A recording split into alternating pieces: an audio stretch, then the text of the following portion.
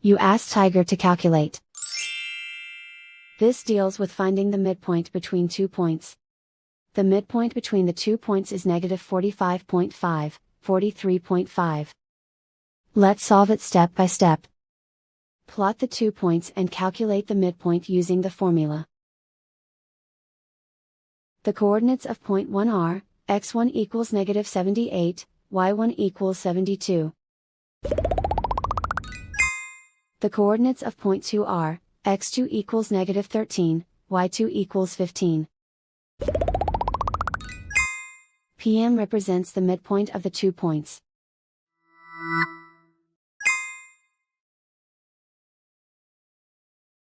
Use the x values in the midpoint formula to find the midpoints x. x1 equals negative 78. x2 equals negative 13. Simplify the arithmetic.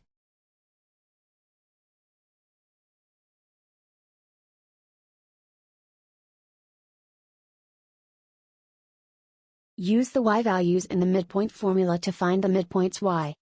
y1 equals 72.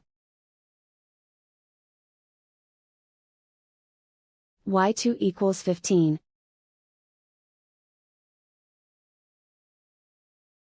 Simplify the arithmetic.